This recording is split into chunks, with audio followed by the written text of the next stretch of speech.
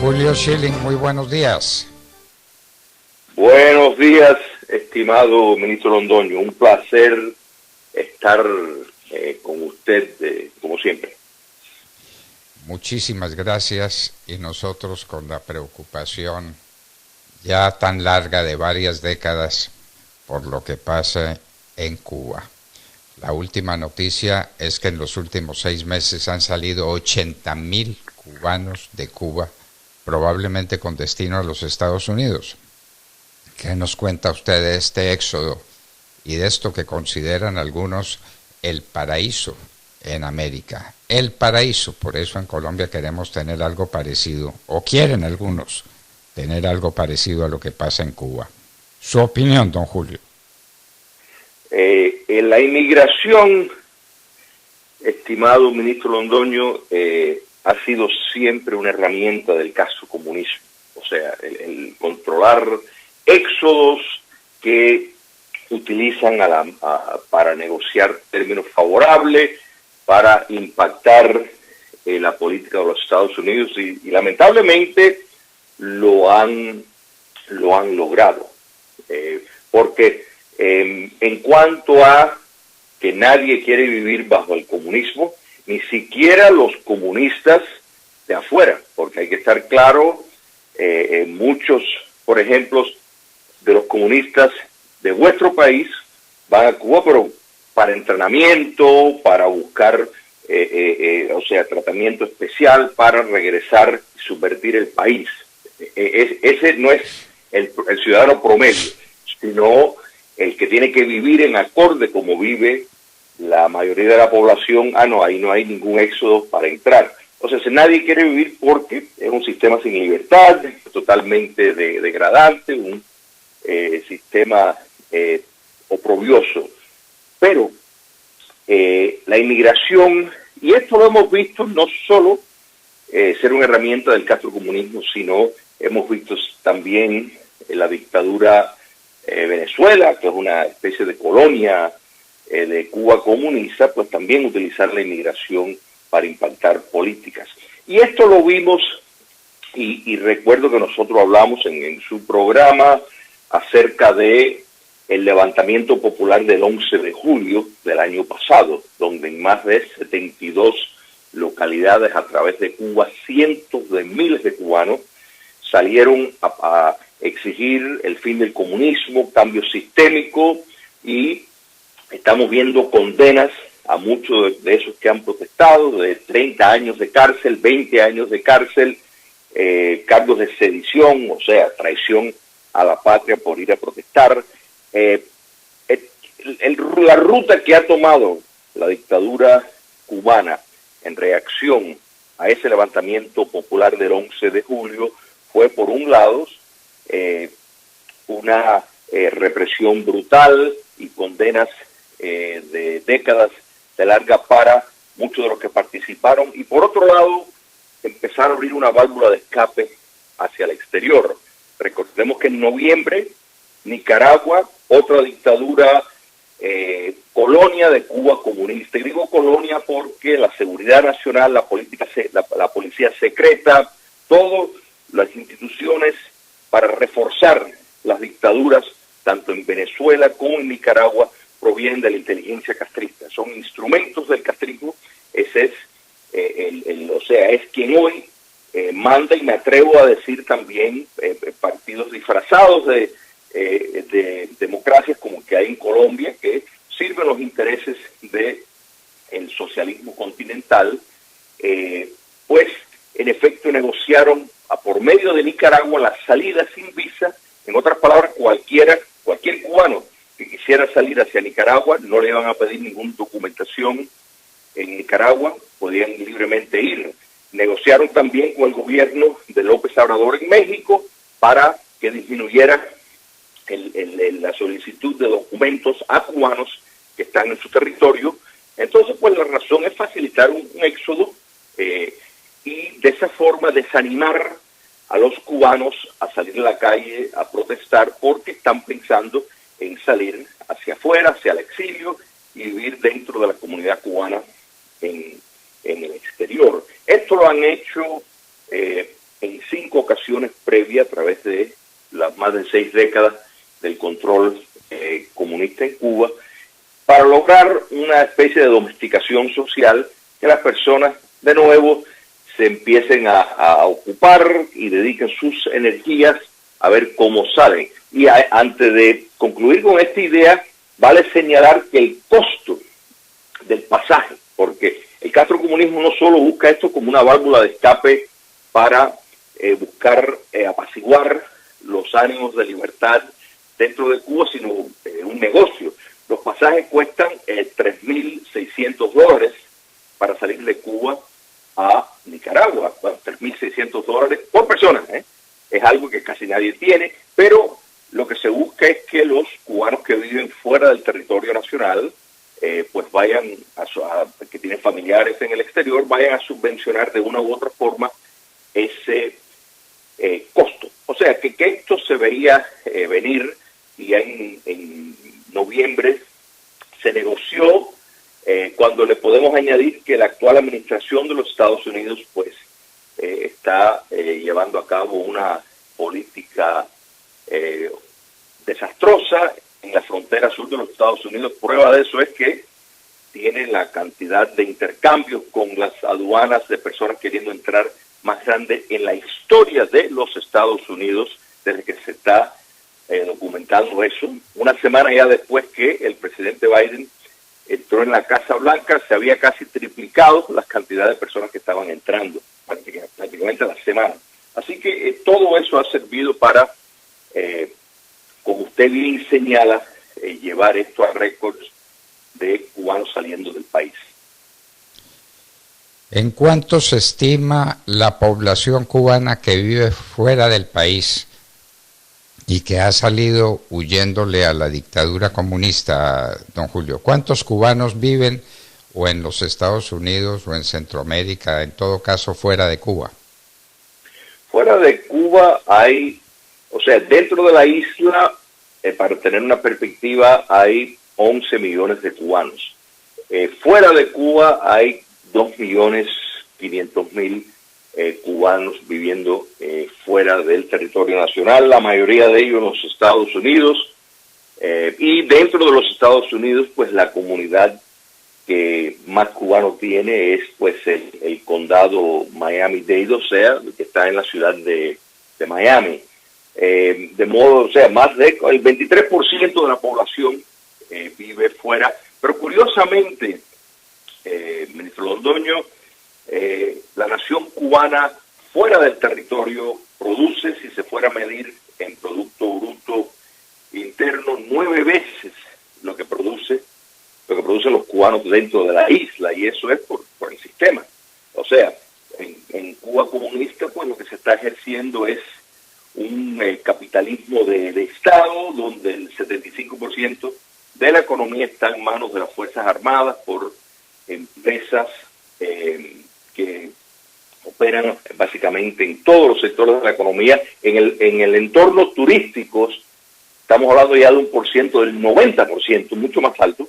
Entonces vemos en esto un paralelismo extraordinario con la dictadura, por ejemplo, de Rusia, en el sentido de que hay una clase oligárquica ligada a las familias de los Castro, donde en efecto 15 familias en Cuba tienen a todos sus hijos y nietos viviendo en el exterior, han saqueado el patrimonio nacional, y la cuestión de la igualación es solamente un verso. Y esto es importante porque ustedes están enfrentando una encrucijada muy importante en vuestro país, y Colombia desde hace mucho tiempo está en la mira del castrocomunismo, y pues hay políticos que profesan ser demócratas, pero eso no es cierto, o sea, se están escondiendo bajo las instituciones democráticas que les permite participar en el poder político, pero no es casualidad que el pacto, y aquí me estoy ya tal vez desviando el tema un segundito, pero para que entiendan que esto no es casualidad, el pacto de impunidad, porque eso fue sí lo que fue, que se negoció con las FARC por qué fue negociado en Cuba, por qué Cuba comunista tuvo un papel importante. Bueno, eso es muy sencillo, porque el modelo dictatorial del Foro de Sao Paulo, desde el año 91 han estado tratando de convencer a las FARC para que dejaran esa lucha que no iban a ganar y que fueran por medio del camino de Venezuela, de Nicaragua, para llegar al poder. Entonces hemos visto, uniendo con otras fuerzas de la izquierda radical en Colombia, para dar la imagen de policía bueno y policía malo, y pues llegar al poder, diciendo que no van a expropiar, para después empezar a expropiar, diciendo que van a respetar las leyes, para después violar las leyes. Lo mismo que hizo Salvador Allende en Chile, lo mismo que hizo Hugo Chávez en Venezuela, de modo que, por favor, estén atentos. La democracia colombiana vale mucho, han muerto muchos colombianos defendiéndola, no la dejen desperdiciar. No la podemos dejar desperdiciar, eso es cierto.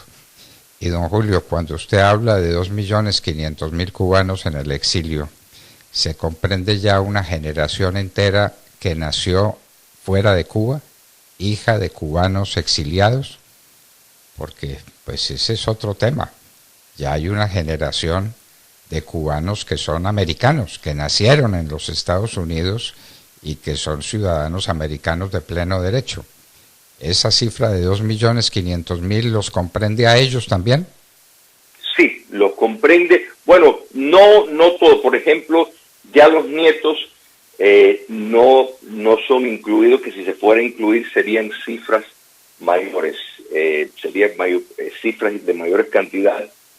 Pero es importante destacar una cosa, ministro Londoño, en todo esto, de que el factor de ser, de que tus raíces vienen por medio de un exilio político, lo que ha producido es todo un sector inmigratorio en los Estados Unidos que, aún habiendo nacido en los Estados Unidos, siguen con la posición moral de querer que Cuba sea libre. Esto es muy importante señalar. Eso explica por qué los cubanoamericanos, por ejemplo, tienen tanta influencia en determinados gobiernos en el exterior, porque hay una posición unísono de no contentarse con meras mejorías potenciales materiales si Cuba comunista pues llevara a cabo una liberalización de la economía, pero retuviera el Estado marxista-leninista. En otras palabras, hay un rechazo hacia el modelo chino, hay un rechazo hacia el modelo vietnamita por parte de los cubanos que viven fuera, que incluso podrán o no tener familiares dentro de la isla. La insistencia es que los cubanos que viven dentro de la isla deben tener libertad y vivir en un sistema democrático como los cubanos y sus descendientes que viven en el exterior. Entonces, eso es un fenómeno que, dicho sea de paso, lo vemos también dentro de la comunidad nicaragüense, la comunidad boliviana y la comunidad venezolana que vive fuera, que no acepta que esos países, pues,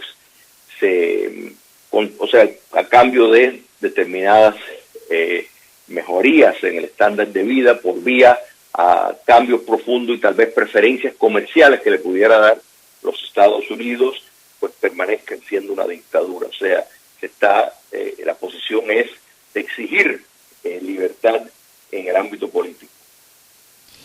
Exigir libertad en el ámbito político es la preocupación y la petición primera de quienes han tenido que dejar su patria, lamentablemente, y eso es muy doloroso, porque uno puede dejar su patria voluntariamente porque quiere otros horizontes, porque quiere otra forma de vida, eso es una cosa, y otra es tenerla que dejar obligatoriamente porque no hay alternativa. Esa es la situación de Cuba, y en el último tiempo, en los últimos 6 meses, 80.000 cubanos han salido o llegado a los Estados Unidos. No sé si esta cifra es de cubanos que salieron de Cuba o de cubanos que pudieron llegar efectivamente a los Estados Unidos, don Julio. son de cubanos que llegan hacia la frontera. O sea, esta cifra probablemente es más porque algunos que habrán entrado por otras vías y se quedan. Pero estamos hablando exclusivamente de cubanos que llegan a la frontera sur de los Estados Unidos y piden pues asilo político. Entonces, en la administración anterior de Donald Trump, pocos cubanos se les concedieron, o sea, asilo político, se les concedió entrada, si no eran retornados a Cuba. Eso pues cambió con el nuevo gobierno del presidente Biden. Y hay que añadir una cosa, porque esto es muy importante para entender el contexto cubano. El castrocomunismo, por un lado, se beneficia enormemente de las remesas y remesas en especie que manda la nación cubana que vive en el exterior.